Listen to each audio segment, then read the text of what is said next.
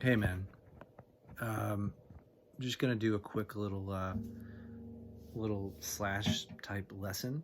And just to be clear, um, I'm not super advanced.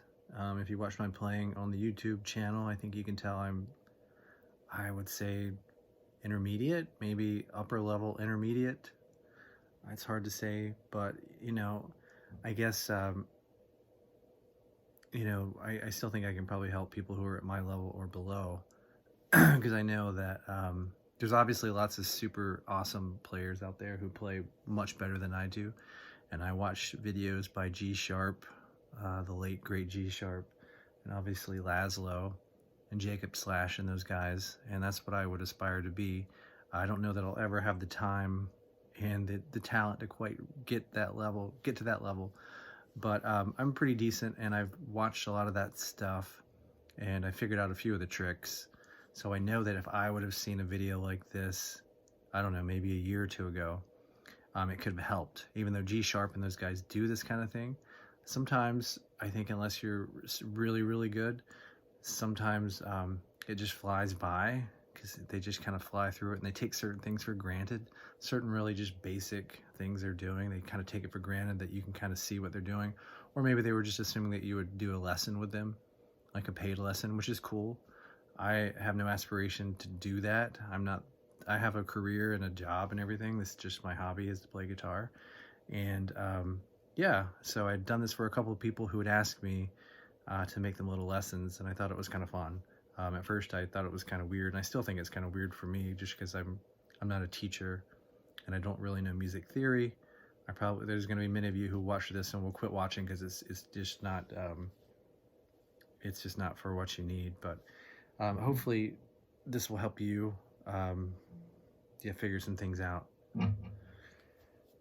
But yeah, what I was going to do is just work on some slashy, or just demonstrate some slashy techniques in the key of B. I'm tuned flat.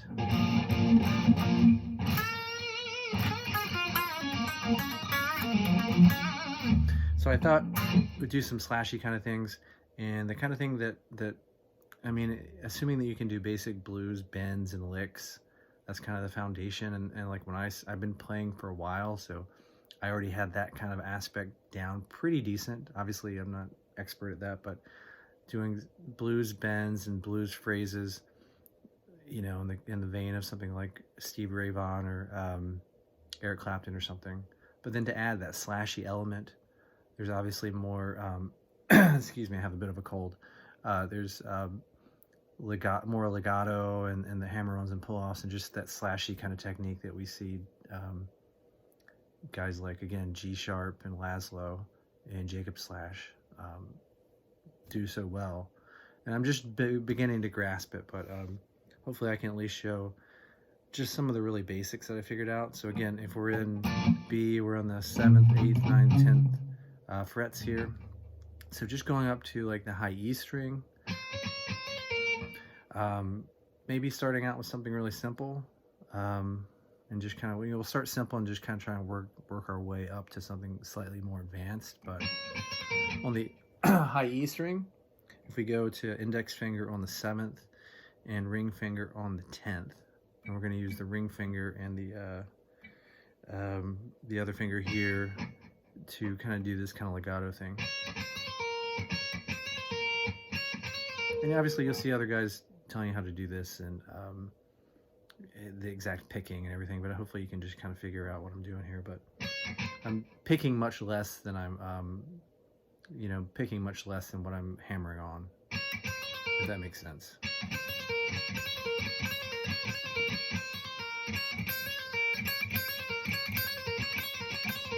So, really slowly, it's just...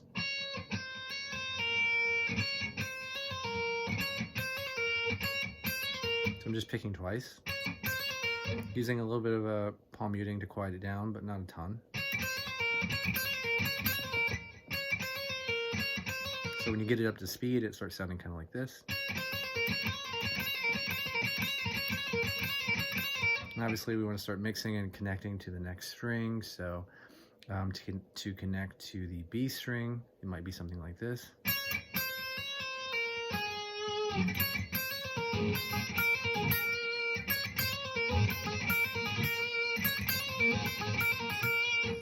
Common kind of slashy type phrase you might hear.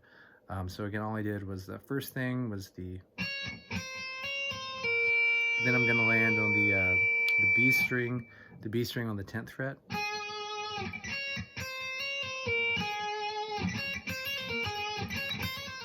I'll just kind of do that several times. This is what helps me, is just watching somebody up close. It's kind of like, I guess, hopefully if nothing else, this kind of demonstration is like you're just going to your friend's house and watching them do it, because I can't really describe these things perfectly, and this isn't obviously professional.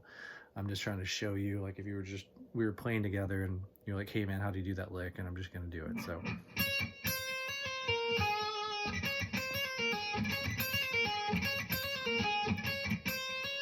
So landing on the B string on the 10th fret, then I'm going to jump back to the high E string right here on the 9th fret.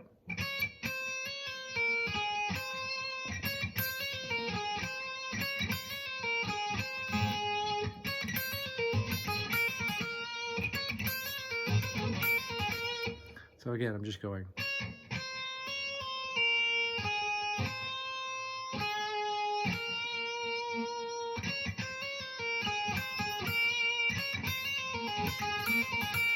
And you start getting a feel for how to adjust the rhythm and when to kind of palm mute and not to palm mute to quiet it down. So you can start getting that kind of slashy type vibe. And of course, you don't have to choose these notes, exact notes. You can mix it up. Like you could maybe just go. So instead on the high E, instead of hitting the 9th fret, I just kept with the 10th. So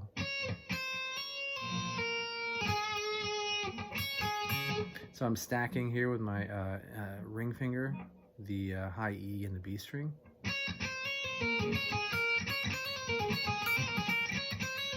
So again, you can see how it starts getting kind of a slashy type vibe when you start putting it together, like this kind of thing. I'll slow it down, but maybe do it a little bit faster just to kind of show the vibe of it. So again, kind of like...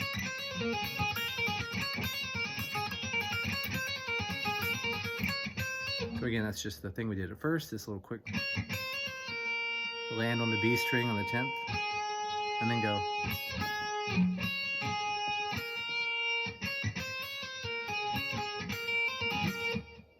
That little last hammer on is just right here.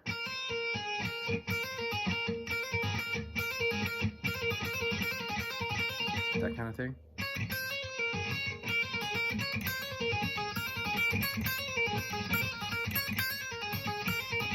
Slow it down.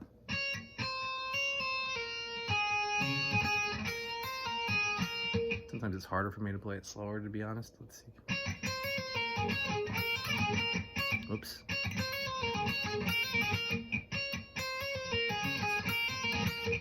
So if you start getting the idea of that, just kind of... That's even maybe good to just practice that on different strings. You can use your pinky sometimes too, maybe.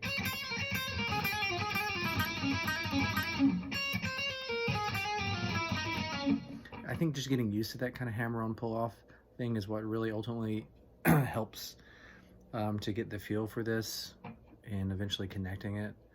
I mean, the thing that's so amazing about G-sharp and laszlo and obviously slash is just how they connect it so fluently and effortlessly at times, you know, hopefully.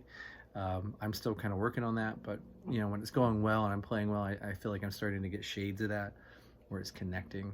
And that's been the hardest part for me, is just kind of connecting it fluently, but something like...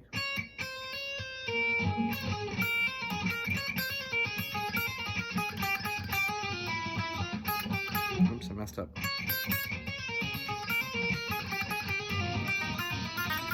I'm getting a bit ahead of myself here, just trying to show you how to kind of link it together in different ways. So you might do something like...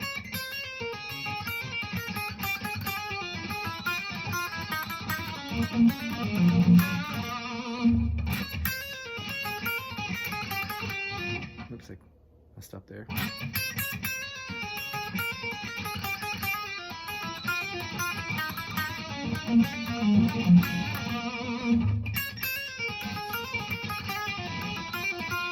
Just that kind of thing. And obviously you can start putting, I'm just trying to really showcase, or to the best of my ability, doing the legato hammer-on. I guess it's just really more hammer-on pull-off kind of thing, in that slashy kind of style. When it starts getting more interesting is maybe you start adding bends in there with it and make it more like bluesy, or using it during blues phrases. I'm not really focused on trying to be musical right now. I'm just trying to kind of show that technique, that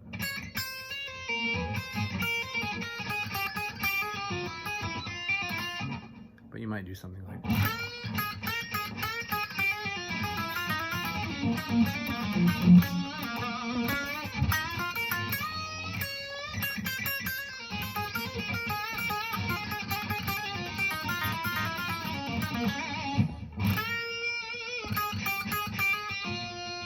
so anyway, hopefully some of this is making sense.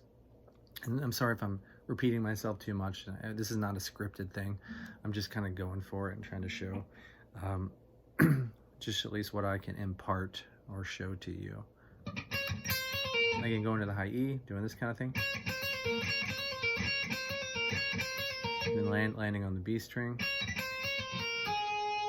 And again, we can choose, when we go back to the high E, you can do the 9th or the 10th to kind of go off of.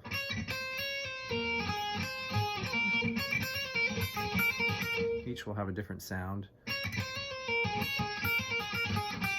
And then I'm kind of proceeding on to the B string and doing a similar type of thing, right? So once we do the high E, then we go back to, then we land on the B on the 10th fret, which I think is like the flat 5 or something maybe. I don't know music theory, but I don't think that's the flat 5 anyway. But anyway, same kind of thing here.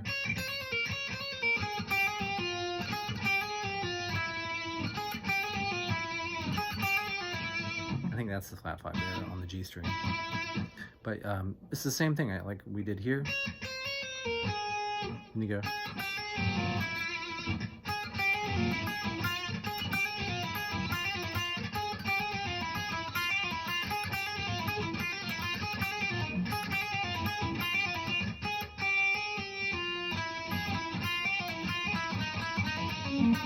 There's a lot of this kind of doing a couple just back and forth notes, like you see the guys do, kind of like this kind of thing. I'm doing this on a little bend on the B string, and then this little back and forth note before I go into the kind of hammer-on.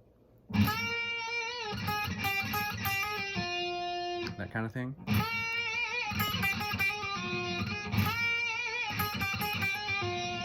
And then we go into the whole thing. This.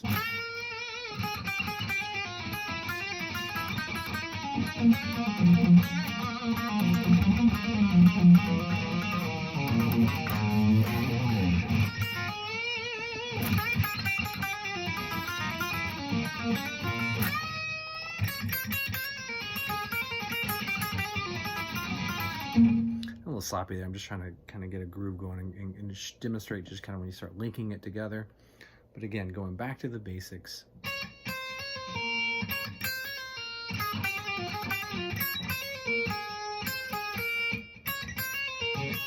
I'm changing it back and forth there. I know it'd probably be easier to kind of stick with one for the sake of trying to teach it, but again, a lot of these, as long as you're staying within the scale, I'm obviously using primarily just B minor pentatonic. It really gets cool when you start adding B major and minor together. I've been working on that a lot more, and you can really get a really slash vibe when you start mixing those two. But anyway, let's just kind of stick to this kind of idea.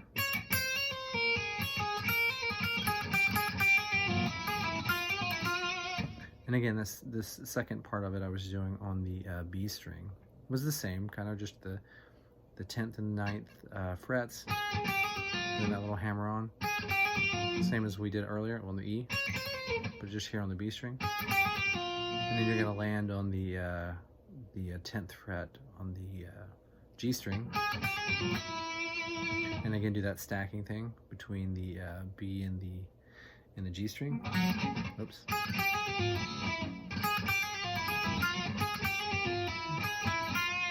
Again, I'm just,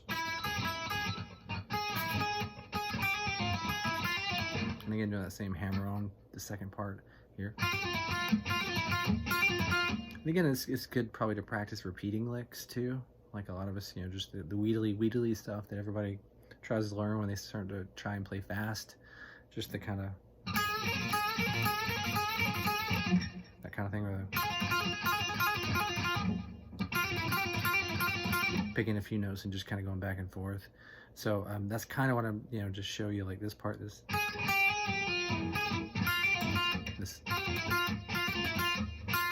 I'm just going. But sometimes it's cool just to practice kind of getting those things up to speed and getting your fingers used to going fast and trying to play clean. I mean, I have to get pretty warmed up to try and clean this stuff up because it can get kind of untidy if you're not playing sharp and you're not and you're not palm muting in the right times and everything. It can get kind of noisy, or if you have too much overdrive or distortion. But just again, this kind of like,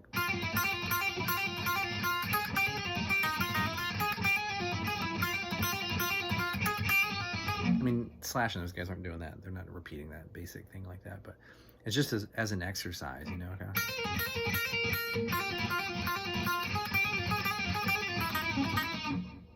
Again, just useful, I think, to kind of get your fingers used to doing these kind of movements or patterns.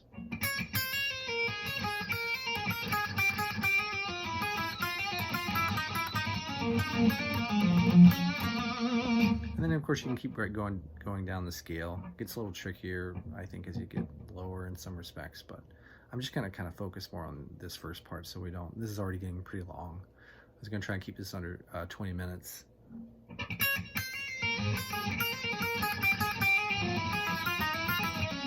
Oops, see, I'm already mixing it up. That's, again, more kind of slashy stuff. This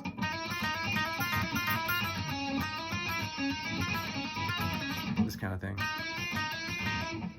You can do that all over the place. It's kind of, sorry, I'm not describing it very well. Maybe you can at least just see it up close and it will help. But let's go back to that kind of basic thing.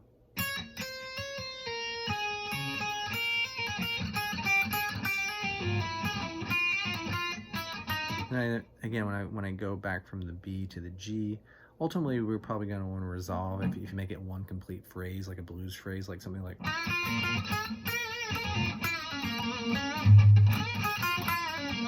Right, you're gonna like maybe resolve on the root note, on the right here would be the B root note. So like some blues phrase might be something like. You know, that's just a kind of a basic thing, but we take that structure and try to add in some of those hammer-on, pull-off, legato, whatever you want to call it, slash isms, and kind of incorporate those into the blues phrases. I think is how you start getting that kind of feel. And when it's going well for me, that's kind of what I'm doing. Is I'm trying to take some of those blues phrases and add in that kind of thing.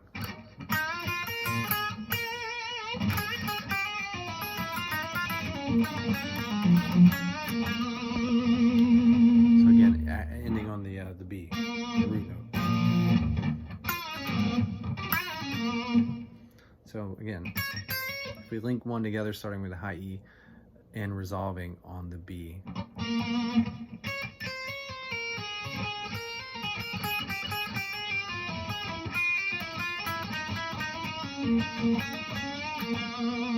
So we can, you know, there's any number of ways you could do that, but I'm just trying to show something fairly easy to remember, but you can start adding in more.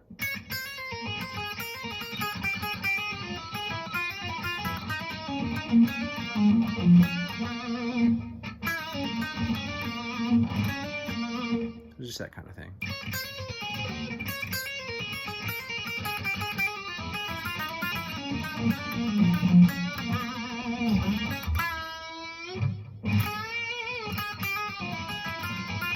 A little sloppy there, but again.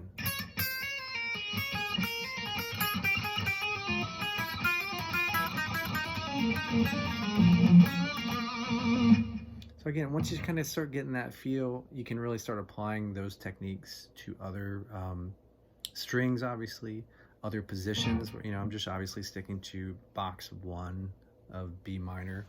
Obviously, you can start sliding up to box 2. You start getting in those kind of like Stevie Ray Vaughan kind of classic blues positions when you do like a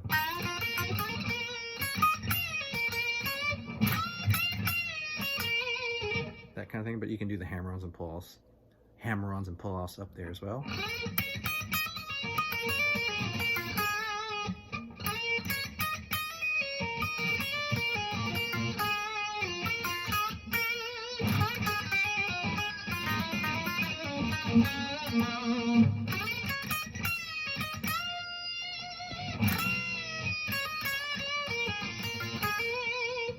So again, just kind of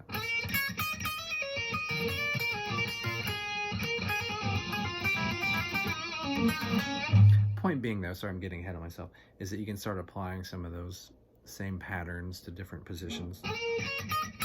So like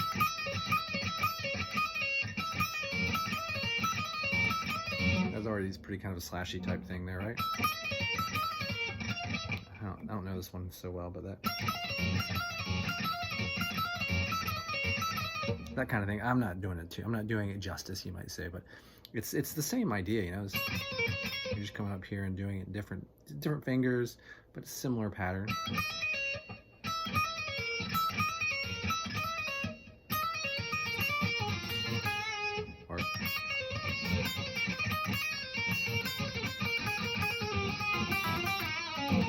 So again, that's just going into position 2, adding in more of those kind of slashisms. And again, that's what you watch G-sharp, watch Laszlo, and they're going to be all in box 1 and box 2, and they're going to slide up to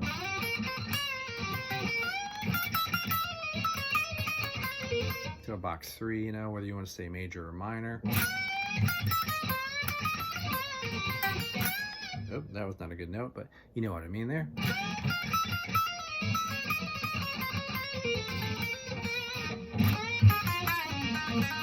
So they're going to be all over the place, the whole neck, and that's what I'm still working on, is connecting it all together fluently and all that kind of stuff. But hopefully that helps. I'm going to stop here in a second, but if you can take anything away from this, I think it's just really focusing on doing those basic hammer-on pull-offs and that kind of pattern.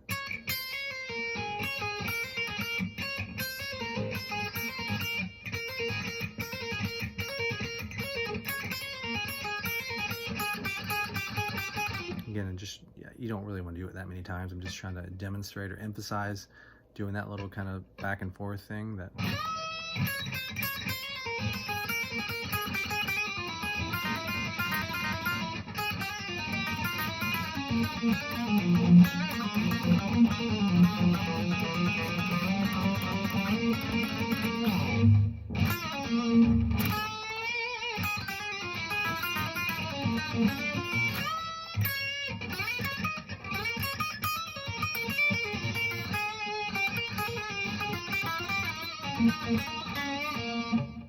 So anyway, hopefully that helps.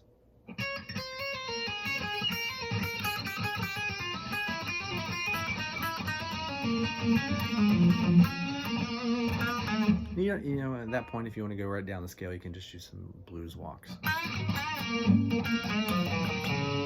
Just that kind of thing.